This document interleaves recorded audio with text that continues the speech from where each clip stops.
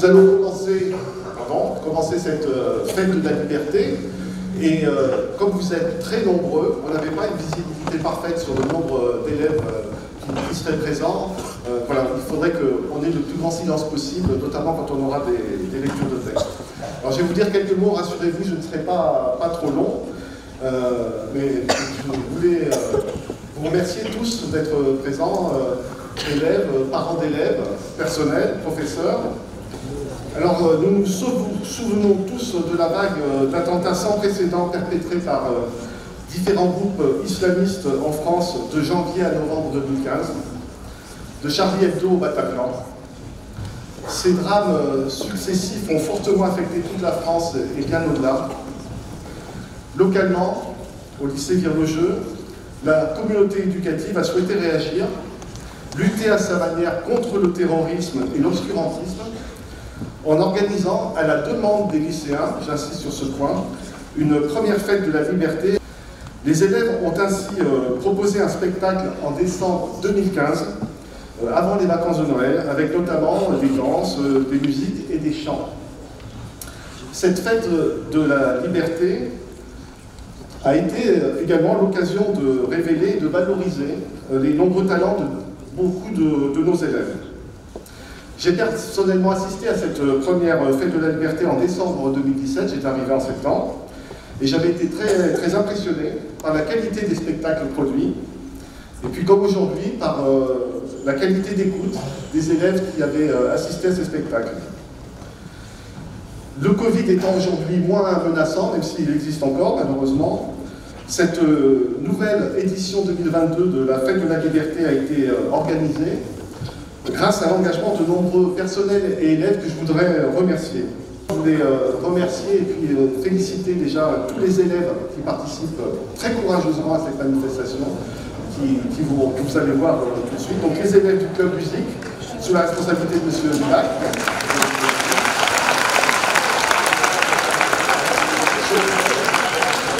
Je ne peux pas les citer tous, hein, mais les élèves de danse de Madame Quinault, les élèves de l'atelier d'écriture de Madame Bertel,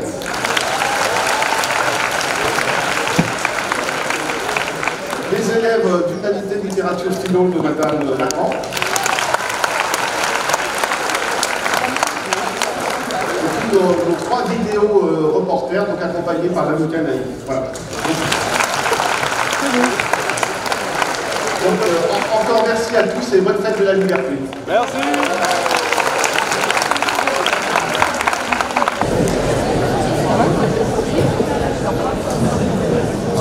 Nous allons commencer par un discours de Victor Hugo, poète, dramaturge et romancier français du XIXe siècle. Il est considéré comme l'un des écrivains les plus importants de la langue française. Chef de file du romantisme, il est aussi une personnalité politique engagée. Connu pour ses combats contre la peine de mort, le travail des enfants ou la misère, sujet du texte que nous allons lire devant vous. Ce discours a été prononcé le 9 juillet 1849 à l'Assemblée nationale où Victor Hugo siège comme député. Ce texte est hélas toujours d'actualité. Je suis de ceux qui pensent et qui affirment qu'on peut détruire la misère. Remarquez-le bien, messieurs, je ne dis pas diminuer, Amoindrir, limiter, circonscrire, je dis détruire. La misère, messieurs, j'aborde ici le vif de la question. Voulez-vous savoir jusqu'où elle est, la misère? Voulez-vous savoir jusqu'où elle peut aller, jusqu'où elle va? Je ne dis pas en Irlande, je ne dis pas au Moyen-Âge. Je dis en France, je dis à Paris, et au temps où nous vivons. Voulez-vous des faits? Il y a dans Paris, dans ces faubourgs de Paris que le vent de l'émeute soulevait naguère si aisément, il y a des rues, des maisons, des cloaques ou des familles entières, vivent pêle-mêle, hommes, femmes, jeunes filles, enfants, n'ayant pour lit, n'ayant pour couverture, j'ai presque dit pour vêtements, que des monceaux infects de chiffons en fermentation, ramassés dans la fange du coin des bornes, espèces de fumier des villes, où des créatures s'enfouissent toutes vivantes pour échapper au froid de l'hiver. Eh bien, messieurs, je dis que ce sont là des choses qui ne doivent pas être. Je dis que la société doit dépenser toute sa force, toute sa sollicitude, toute son intelligence, toute sa volonté, pour que de telles choses ne soient pas. Je dis que de tels faits, dans un pays civilisé, engagent la conscience de la société tout entière.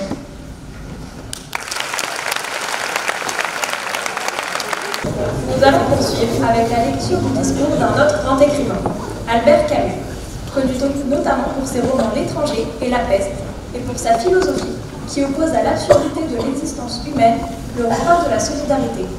Il s'est vu remettre le prix Nobel de littérature à Stockholm le 10 décembre 1957. C'est l'occasion pour lui de prononcer un discours dans lequel il évoque le rapport que l'écrivain entretient avec son époque. Je ne puis vivre personnellement sans mon art, mais je n'ai jamais placé cet art au-dessus de tout. S'il m'est nécessaire, au contraire, c'est qu'il ne se sépare de personne et me permet de vivre tel que je suis, au niveau de tous. L'art n'est pas à mes yeux une réjouissance solitaire. Il est un moyen d'émouvoir le plus grand nombre d'hommes en leur offrant une image privilégiée des souffrances et des joies communes. Pendant plus de 20 ans, d'une histoire démentielle, perdue sans secours, comme tous les hommes de mon âge, dans les convulsions du temps, j'ai été soutenue par le sentiment obscur qu'écrire était aujourd'hui un honneur, parce que cet acte m'obligeait particulièrement à porter, tel que j'étais, et selon mes forces, avec tous ceux qui vivaient la même histoire, le malheur et l'espérance que nous partageons. Ces hommes, nés au début de la Première Guerre mondiale, qui ont eu 20 ans au moment de s'installer à la fois le pouvoir hitlérien et les premiers procès révolutionnaires, qui ont été confrontés ensuite, pour parfaire leur éducation, à la guerre d'Espagne, à la Seconde Guerre mondiale, à l'univers concentrationnaire, à l'Europe de la torture et des prisons, doivent aujourd'hui élever leurs fils et leurs œuvres dans un monde menacé de destruction nucléaire. Personne, je suppose, ne peut leur demander d'être optimiste. Il leur a fallu se forger un art de vivre, partant de catastrophes, pour naître une seconde fois, et lutter ensuite, à des âges découverts, contre l'instant de mort à l'œuvre dans notre histoire. Chaque génération, sans doute, se croit vouée à refaire le monde. La mienne sait pourtant qu'elle ne le refera pas. Mais sa tâche est peut-être encore plus longue. Elle consiste à empêcher que le monde se défasse. Je vous le dis, ici et maintenant, mes amis, bien que nous ayons à faire face à des difficultés, aujourd'hui et demain, je fais toujours ce rêve. C'est un rêve profondément ancré dans l'idéal américain. Je rêve qu'un jour, notre pays se lèvera et vivra pleinement la véritable réalité de son credo. Nous tenons cette vérité pour évidente par elle-même que tous les hommes sont créés égaux. Je rêve qu'un jour, sur les collines rousses de Géorgie, les fils d'anciens esclaves et ceux d'anciens propriétaires d'esclaves pourront s'asseoir ensemble à la table de la fraternité. Je rêve qu'un jour, même l'État du Mississippi, un État où brûlent les feux de l'injustice et de l'oppression, sera transformé en un oasis de liberté et de justice. Je rêve que mes 4 petits-enfants vivront un jour dans une nation où ils ne seront pas jugés sur la couleur de leur peau, mais sur la valeur de leur caractère. Je fais aujourd'hui un rêve. I have a dream.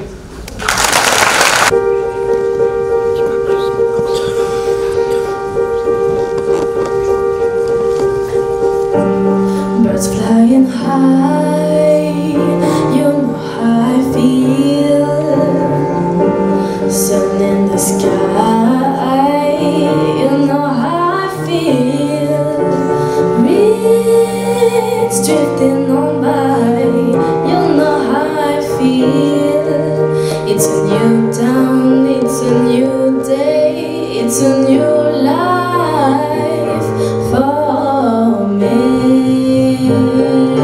And I'm feeling good.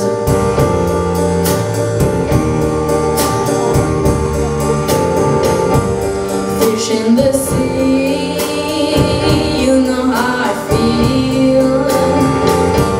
River running free, you know how I feel. Blossom in the tree, you know how I feel. It's a new dawn, it's a new day, it's a new life for me. And I'm feeling good.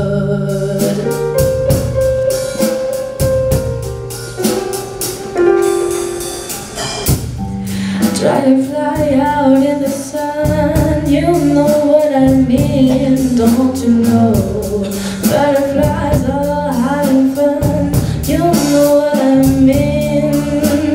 Sleep in peace when the day is done, and the salt word is a new word, and the bold word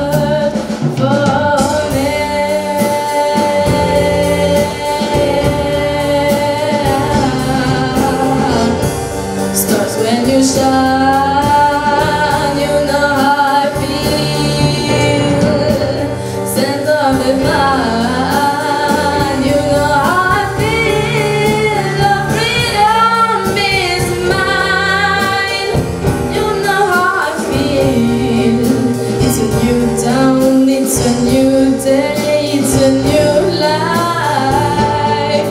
Butterfly.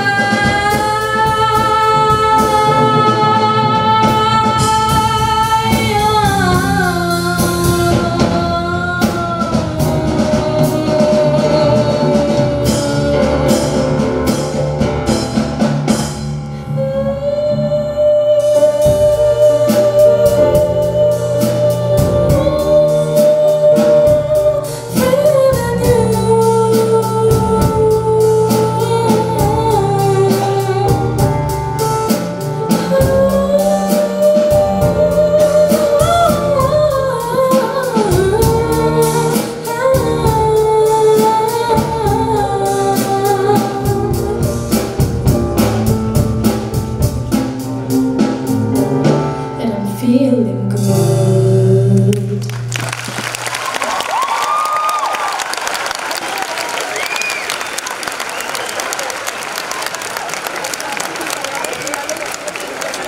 Nous vous proposons maintenant d'écouter un discours de Joséphine Baker, femme d'origine américaine, naturalisée française, qui est connue pour ses multiples talents. Elle était chanteuse, danseuse, actrice et s'est même engagée dans la résistance française lors de la Seconde Guerre mondiale. Le 28 août 1963, à Washington, elle prononce un discours célèbre à l'occasion de la marche pour l'emploi des libertés, pour promouvoir les bienfaits de l'éducation et condamner les discriminations liées à la couleur de peau. C'est un discours qui est resté dans les esprits, et aujourd'hui encore, Joséphine Baker, entrée au Panthéon l'année dernière, reste une grande figure de l'antiracisme. Quand j'étais enfant et qu'ils m'ont chassée de ma maison en y mettant le feu, j'ai eu peur et je me suis enfuie. J'ai fini par m'enfuir très loin, jusqu'à ce qu'à un endroit qu'on appelle la France.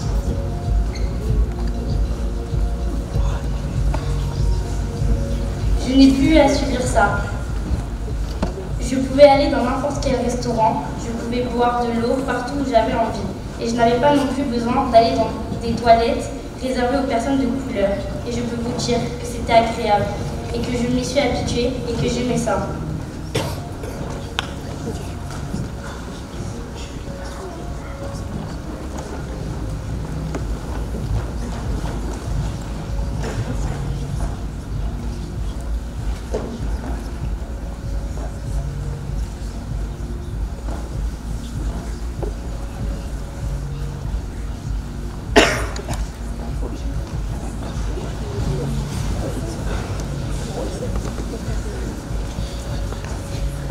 Et puis, après un long moment d'absence, je suis revenue en Amérique.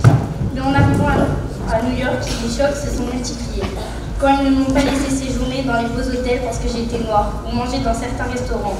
En Amérique, je ne pouvais pas rentrer dans un hôtel pour commander un café. Ça m'a rendue folle de rage. Et vous connaissez, quand je deviens folle de rage, j'ouvre ma grande bouche. Et alors, attention, parce que quand Joséphine l'ouvre, on l'entend aux quatre coins du monde. Et vous, jeunes gens, vous devez faire une chose, vous devez vous instruire. Vous devez aller à l'école et vous devez apprendre à vous protéger. Vous devez apprendre à vous protéger avec votre plume, pas avec un pistolet. Alors vous pourrez leur répondre. Et je peux vous dire, sans vouloir avoir la ringard, je peux vous dire que la plume est vraiment plus puissante que le glaive.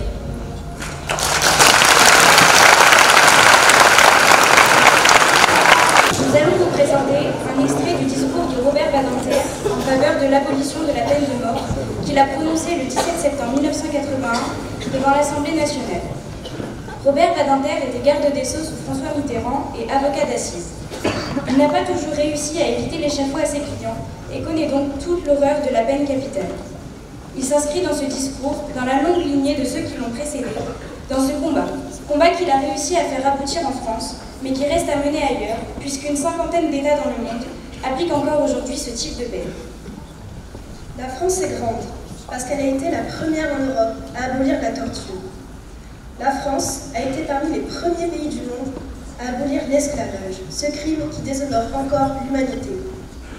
Il se trouve que la France aura été, en dépit de tant d'efforts courageux, l'un des derniers pays, presque le dernier, et je baisse la main pour le dire, en Europe occidentale, dont elle était si souvent le foyer et le pôle, à abolir la peine de mort. Attendre après 200 ans, attendre comme si la peine de mort ou la guillotine était C'était un fruit qu'on devait laisser mûrir avant de le cueillir. Parce qu'aucun homme n'est totalement responsable. Parce qu'aucune justice ne peut être absolument infaillible. La peine de mort est moralement inacceptable. Pour ceux d'entre nous qui croient en Dieu, lui seul a le pouvoir de choisir l'heure de notre mort. Le choix qui s'offre aux consciences est donc clair. Où notre société refuse une justice qui tue et accepte d'assumer, au nom de ses valeurs fondamentales, celles qui l'ont faite grande et respectée entre toutes, la vie de ceux qui font horreur, démons ou criminels, ou les deux à la fois, et c'est le choix de l'abolition. Où cette société croit, en dépit de l'expérience des siècles, faire disparaître le crime avec le criminel, et c'est l'élimination. Cette justice d'élimination, cette justice d'angoisse et de mort, décidée avec sa marge de hasard, nous la refusons. Nous la refusons parce qu'elle est pour nous l'anti-justice, parce qu'elle est la passion et la peur triomphant de la raison et de l'humanité. Demain, grâce à vous, la justice française ne sera plus une justice qui tue. Demain, grâce à vous, il n'y aura plus pour notre honte commune d'exécutions furtives, à l'eau, sous le dé noir, dans les prisons françaises. Demain, les pages sanglantes de notre justice seront tournées.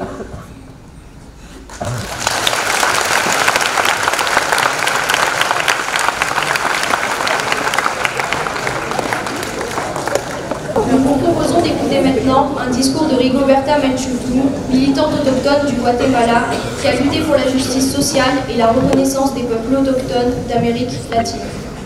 Elle a été la première représentante des Indiens guatémaltèques à l'ONU et a reçu en 1992 le prix Nobel de la paix. Rigoberta Menchú n'a cessé d'interpeller l'opinion publique sur la condition des peuples autochtones qui représentent aujourd'hui dans le monde environ 500 millions de personnes. Ils continuent à lutter contre la dégradation de leur environnement ou la confiscation de leurs terres. Le discours que nous allons vous lire a été prononcé en 1990 à Paris, à l'occasion de la remise du prix UNESCO pour l'éducation à la paix. Le droit que les peuples indigènes d'Amérique revendiquent en premier lieu est le droit de pouvoir faire entendre leur voix en tant que peuple, mais aussi en tant qu'individu. Pour commencer à rompre ces 500 ans de silence et de marginalisation, pour dire ce que nous pensons de notre passé, du contexte dans lequel nous vivons actuellement et de l'avenir que nous voulons pour nos enfants et petits-enfants, sans pour cela être persécutés et condamnés à mort. Jamais auparavant, la nature, la terre, les forêts, les mers et les cieux n'ont été détruits comme ils le sont aujourd'hui. Les êtres humains ont le droit de vivre des vies saines. La lutte pour faire valoir ce droit est celle de tous. Peuples indigènes, métis, noirs et blancs, tous ceux qui sont déterminés à se consacrer à la préservation et à la défense de la nature et de l'environnement. Les peuples indigènes d'aujourd'hui et de demain réfléchissent et se préparent à construire un avenir plus équitable en s'inspirant de notre passé culturel, de la dure réalité de ces 500 années d'oppression et de discrimination, et de cette résilience qui nous a permis de montrer que nous existons à la fin du XXe siècle. Et avec notre capacité à nous battre pour créer un monde de vie plus acceptable pour l'humanité. Nous ne pouvons pas accepter que la connaissance des peuples et l'admiration pour les peuples indigènes se limitent aux grands monuments historiques tels que Tikal, Teotihuacan, le Machu Picchu, etc. Mais nous pensons que fondamentalement, elle devrait être une réponse à notre détermination et à notre capacité d'aider à construire un monde plus humain et plus équitable. Je commence par ma chemise.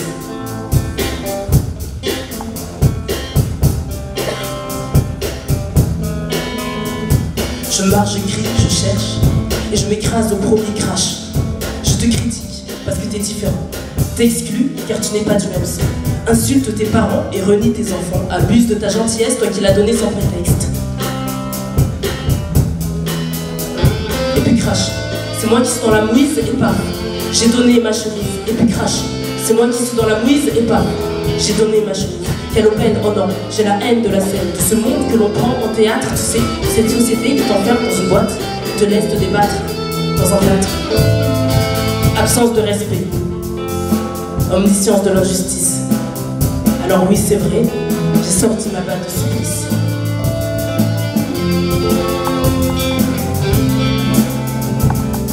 Et puis crash.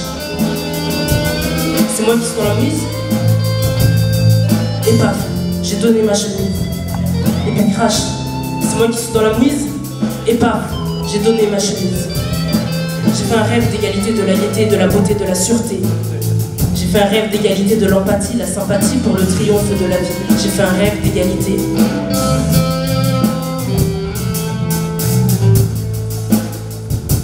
paf, j'ai donné ma chemise.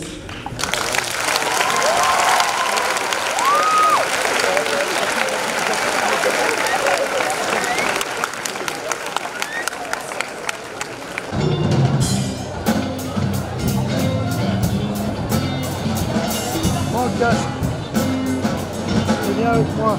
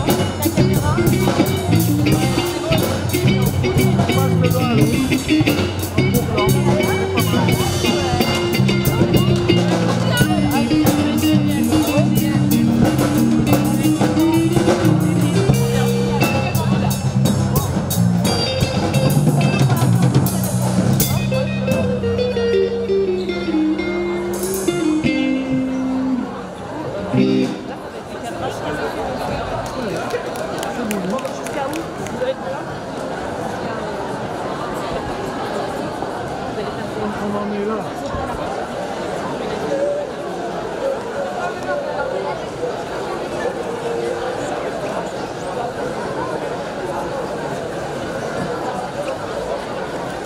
C'est bien ton petit doigt.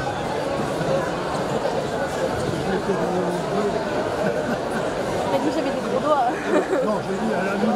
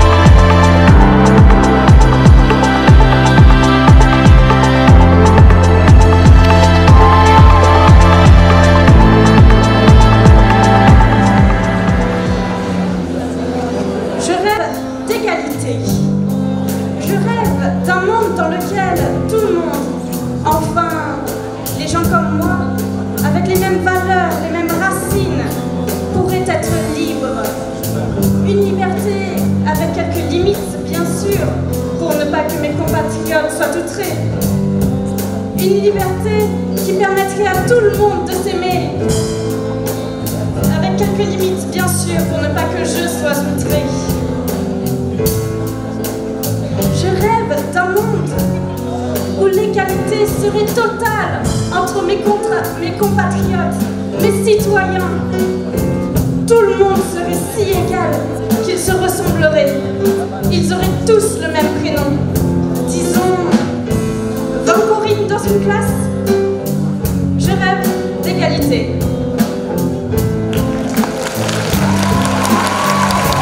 Le texte que nous allons lire devant vous a pour auteur Mohamed Bedjaoui. Ce juriste, haut fonctionnaire et homme politique algérien a prononcé le 21 septembre 1994 un discours devant le Comité international de bioéthique afin de protéger ce que les scientifiques appellent le génome humain, c'est-à-dire l'ensemble du matériel génétique de notre espèce. Son action a abouti à l'adoption, 3 ans plus tard, de la Déclaration universelle sur le génome humain et les droits de l'homme, qui a pour but de prévenir les dérives des manipulations sur la vie. Nous éprouvons à la fascination devant les avancées spectaculaires de la science, notamment génétique. Nous subissons tout autant le cauchemar de dérives techniques. Le généticien possède potentiellement le pouvoir d'agir désormais sur la vie. Il est capable de maîtriser orgueilleusement la reproduction de l'espèce humaine par des techniques sophistiquées. Ils se sont tout aussi habiles à recouvrir les frontières de la mort, puisqu'il parvient à assurer une longévité de plus en plus. Ces découvertes placent l'homme à la croisée des chemins. Nous devons rappeler avec force le principe du respect de la vie, du respect du vivant, de ce que certains appellent le droit à la vie. Mais que vaut une vie sans dignité? C'est pourquoi le principe du respect de la vie doit nécessairement s'accompagner du respect de la dignité humaine. De ces deux principes cardinaux découlent tous les autres. Mais faut-il protéger aussi le droit d'avoir une vie? Là, c'est fini.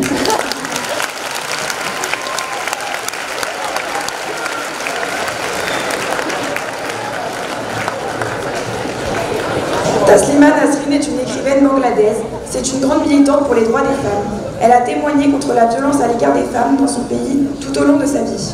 Elle a reçu pour cela plusieurs prix comme le prix Simone de Beauvoir pour la liberté des femmes, ainsi que le prix UNESCO Madan Ginsing pour la promotion de la non-violence et la tolérance, ce qui a permis une reconnaissance dans sa lutte. Le discours que nous allons vous lire aujourd'hui a été prononcé à l'occasion du prix UNESCO le 16 novembre 2004.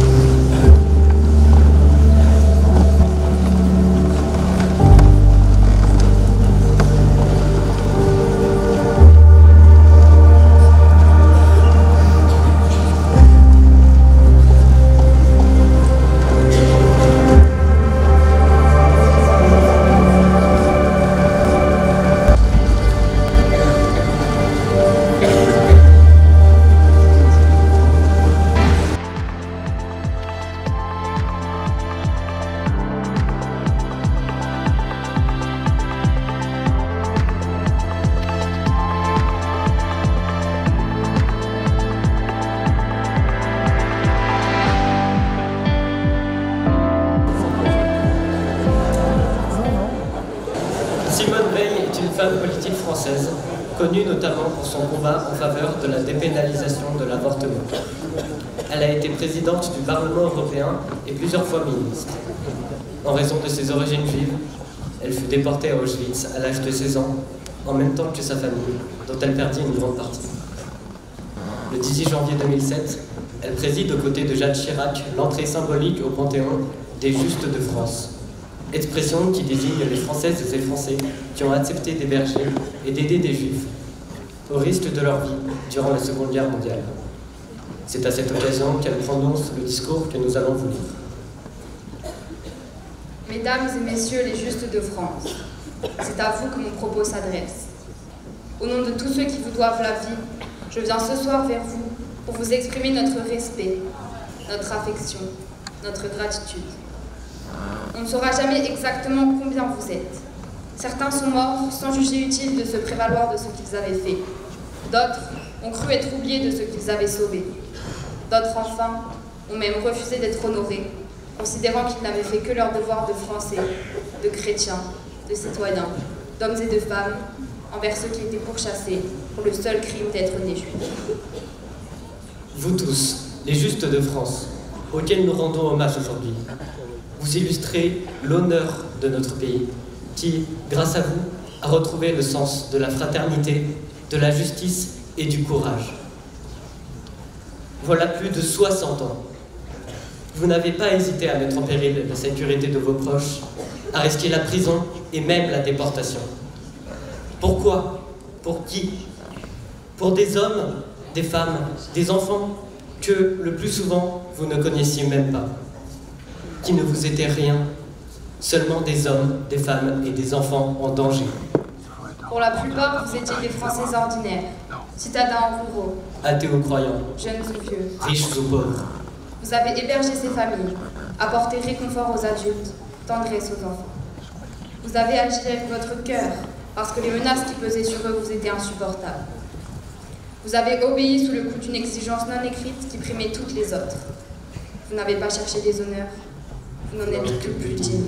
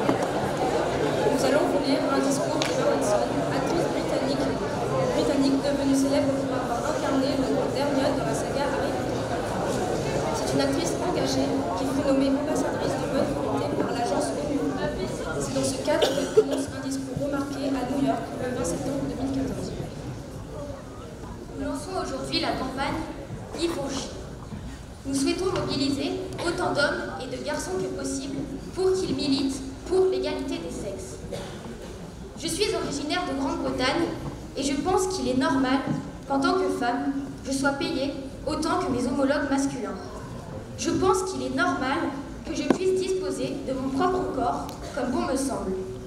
Je trouve normal que des femmes participent à la politique et aux prises de décision de mon pays pour me représenter.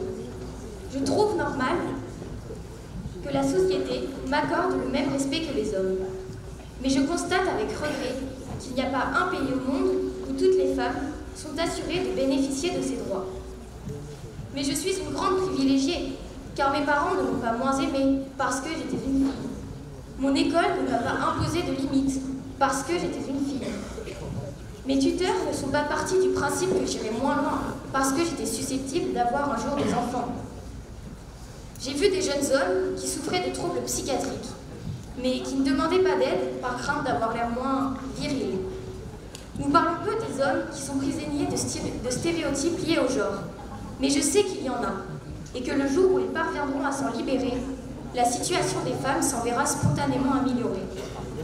Si les hommes n'ont plus besoin de dominer, les femmes n'auront alors pas à être dominées. Je veux que les hommes relèvent ce défi, afin que leurs filles, leurs sœurs et leurs mères n'aient pas à subir un quelconque préjudice, mais aussi pour que leurs fils puissent se montrer vulnérables et humains. Je vous invite à vous manifester, à faire entendre vos idées, à être le lui pour elle, et à vous demander, si je ne le fais pas, qui le fera? Si je ne le fais pas maintenant, alors quand?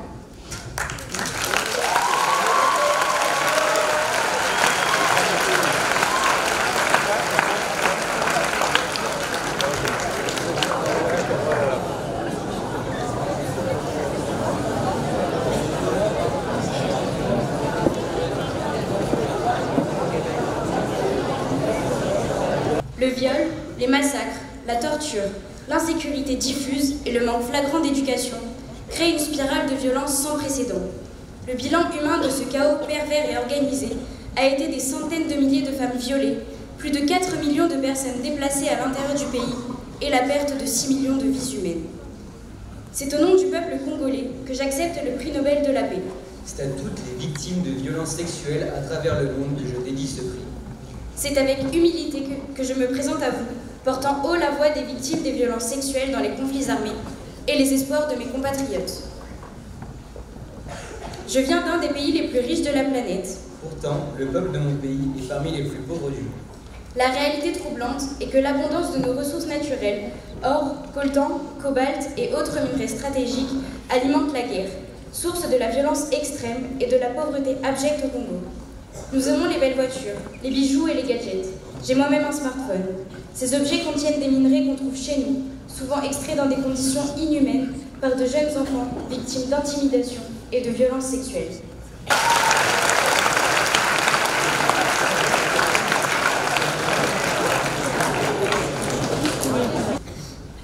Nous sommes des journalistes. Notre travail est clair. Distinguer les faits et le mensonge. Hélas, nous entendons de plus en plus souvent parler de tortures dont sont victimes les détenus, condamnés ou non. Parlons ici et maintenant. J'appelle à créer au tribunal international contre la torture, dont le but sera de rassembler les données sur l'application de la torture dans différents endroits du monde et différents États, d'établir le nom des bourreaux et de leurs chefs, coupables de ces crimes. Je mets bien sûr, avant toute chose, mon histoire dans les journalistes d'investigation du monde entier. Mais le journalisme vit en ce moment en Russie des temps obscurs. En l'espace de ces quelques derniers mois, ce sont plus de 100 journalistes, organes de presse, défenseurs des droits de l'homme et organisations non gouvernementales qui ont reçu le statut d'agents de l'étranger. Oui, nous grondons. Nous mordons. Nous avons les crocs. Mais nous sommes la condition du mouvement. Nous sommes l'antidote contre la tyrannie. Oh my god!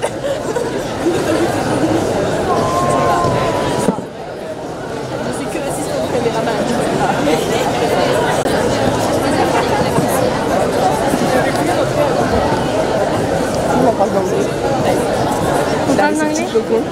Mon engagement dans l'écriture est soutenu par la croyance, devenue certitude, qu'un livre peut contribuer à changer la vie personnelle, à briser la solitude des choses suivies et enfouies, à se penser différemment.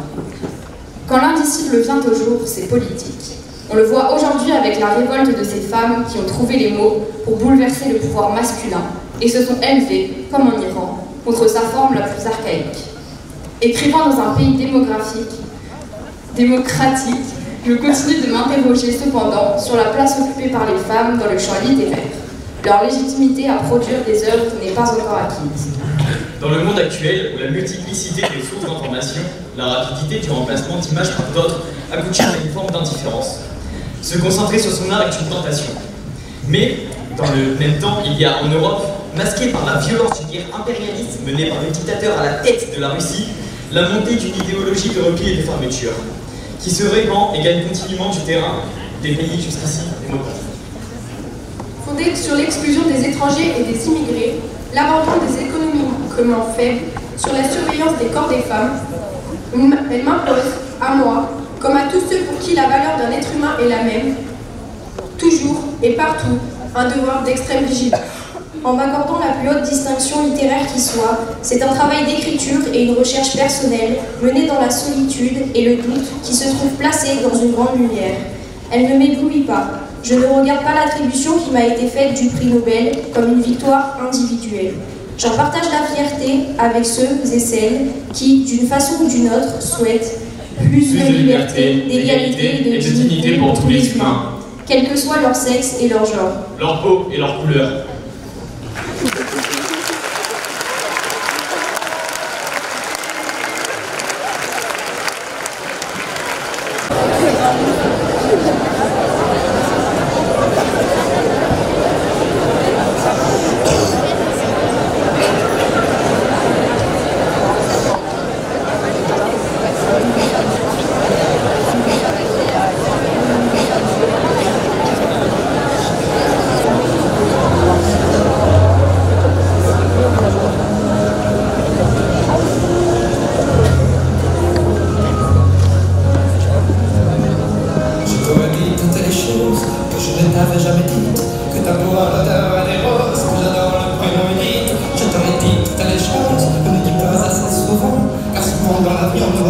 à dire les choses tranquilles et temps. Je t'aurais raconté la mer, que si la voix une fois encore, on aurait viré l'infirmière, et on aurait rigolé fort. Je t'aurais dit que ton visage me fait penser à l'océan, que tes rideaux sont la vague, où vont se baigner les enfants. En partant ce soir-là, si j'avais su que le temps n'attend pas, si j'avais su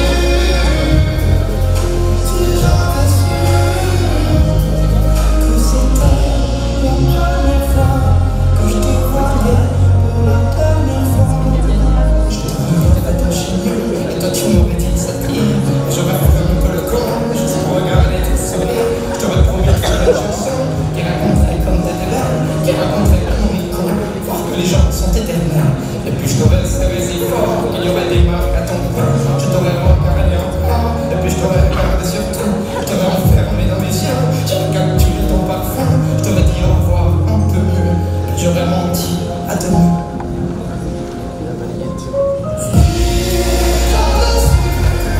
En partant ce soir-là, si j'avais su que le temps n'attend pas, si j'avais su que c'était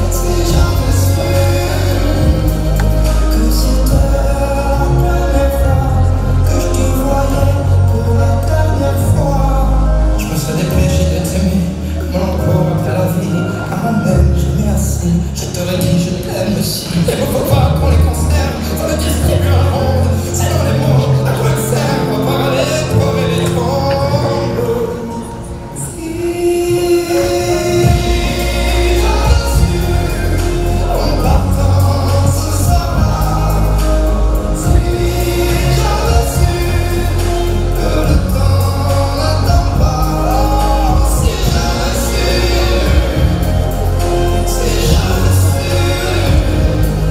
mais souvent on ne sait pas comment quelqu'un pour la dernière fois.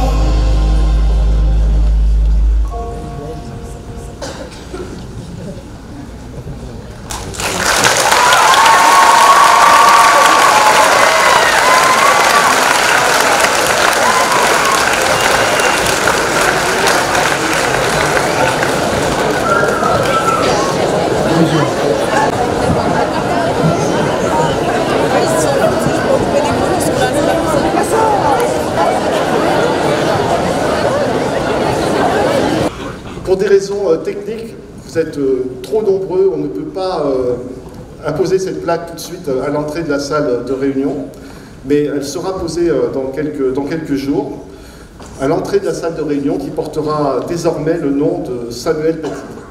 Si vous voulez bien témoigner.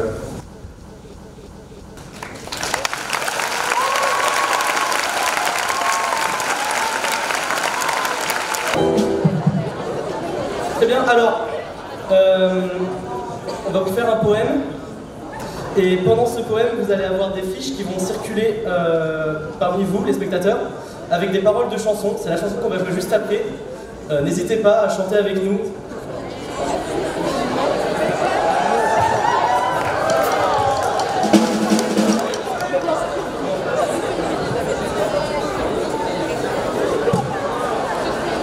Et dédicace à Jules Plumeau.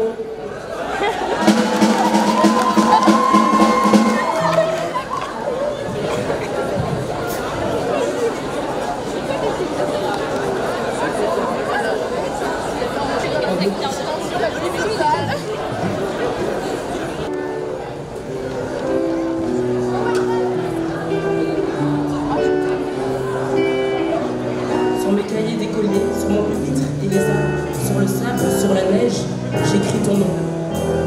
Sur toutes les pages lues, sur toutes les pages blanches, pierre, sang, papier ou cendre, j'écris ton nom. Sur les images dorées, sur les armes des guerriers, sur les couronnes des rois, j'écris ton nom. Sur la jungle et le désert, sur les nids, sur les genêts, sur les peaux de mon enfance, j'écris ton nom. Sur les merveilles des nuits, sur le pain blanc des journées, sur les saisons fiancées, j'écris ton nom. Sur les champs, sur l'horizon, sur les ailes des oiseaux, sur le moulin des ombres, j'écris ton nom. Sur bateaux, sur les montagnes démentes, j'écris ton nom. Sur la lumière qui s'allume, sur la lampe qui s'éteint. Sur les maisons ruinées, j'écris ton nom. Sur les vitres des surprises, sur les lèvres attentives, bien au-dessus du silence, j'écris ton nom. Sur mes refuges détruits, sur mes phares écroulés, sur les murs de mon ennui, j'écris ton nom. Sur l'absence sans désir, sur la solitude nue, sur les marches de la mort, j'écris ton nom. Por el poder de una palabra, libertad, freedom, liberté.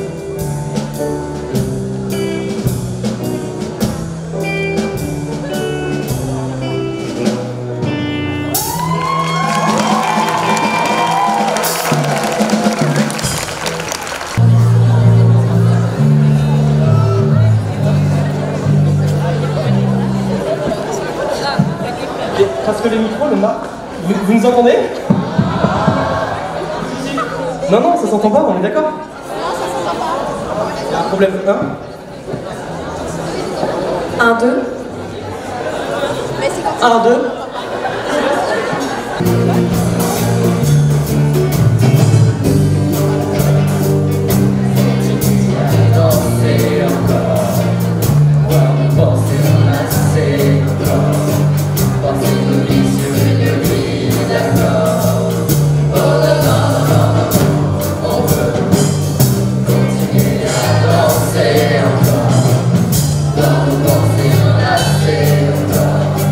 La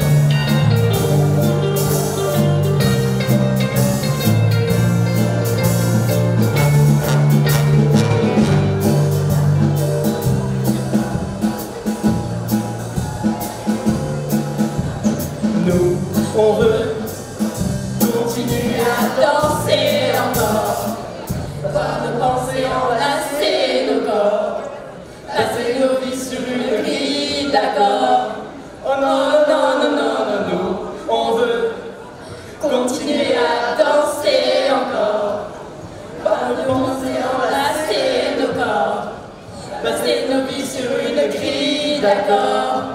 Oh non, non, non, non, non, non.